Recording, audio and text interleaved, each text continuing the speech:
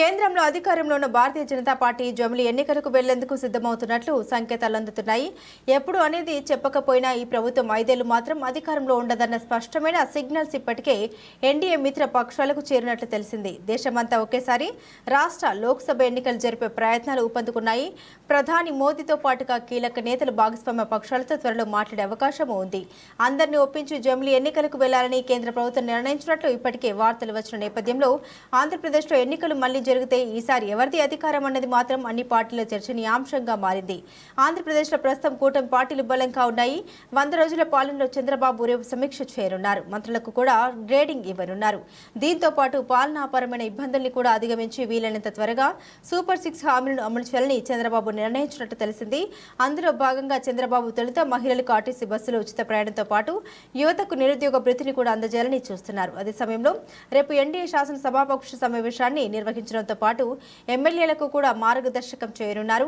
అంటే చంద్రబాబు కూడా జమిలి ఎన్నికలకు దాదాపు సిద్ధమైనట్లు జరుగుతున్న పరిణామాలని బట్టి అర్థమవుతుందని ఒక సీనియర్ నేత వ్యాఖ్యానించారు. అదే సమయంలో ప్రతిపక్ష వైసీపీ కూడా పుంజుకునే అవకాశాలు లేకపోలేదు.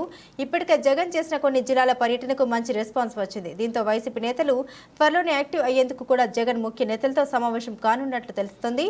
పార్టీ వర్గాల ద్వారా అందుతున్న సమాచారం మేరకు జమిలి ఎన్నికలు అంటే దాదాపు సాధారణ ఎన్నికలకు 2-3 ఏళ్ల ముందే వస్తాయన్న ఊహాగానాలు చెలరేగుతుండటంతో ఇక నియోజకవర్గాల వారీగా నేతలు యాక్టివ్ అయ్యేందుకు జగన్ స్వయంగా రంగంలోకి దిగనున్నారని తెలిసింది. ఇప్పటికే కొన్ని జిల్లాలకు అధ్యక్షులతో పాటు పార్టీ అధికార ప్రతినిధులను కూడా నియమించిన జగన్ మరిన్ని నియామకాలు చేపడతారని పార్టీ వర్గాల ద్వారా తెలిసింది.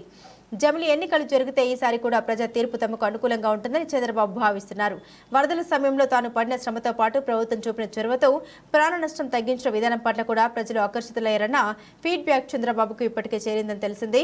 కేంద్ర హోంమంత్రి అమిత్ షా కూడా జమిలి ఎన్నికలు తమ హయాంలోనే జరుగుతాయని స్పష్టం చేయడంతో చంద్రబాబు అలర్ట్ అయ్యారు. అదే సమయంలో వైసీపీ అధినేత జగన్ కూడా ముందస్తు ఎన్నికలకు పార్టీని సిద్ధం చేస్తూ ఉండడంతో రానున్న రోజుల్లో ఏపీలో మళ్లీ ఎన్నికల హీట్ మొదలయ్యే అవకాశాలు స్పష్టంగానే కనిపిస్తున్నాయి. వైఎస్ జగన్ కూడా ఈసారి ప్రజలు తనను ఆదరిస్తారన్న విశ్వాసంతో ఉన్నారు. చంద్రబాబు ఎన్నికల ముందు ఇచ్చిన హామీలన్నీ నెరవేర్చలేదు కాబట్టి ప్రజల్లో వ్యతిరేకత ఉందని, ఖచ్చితంగా జగన్ మళ్లీ గెలుస్తారని ఆయన అనుచరులు అంటున్నారు.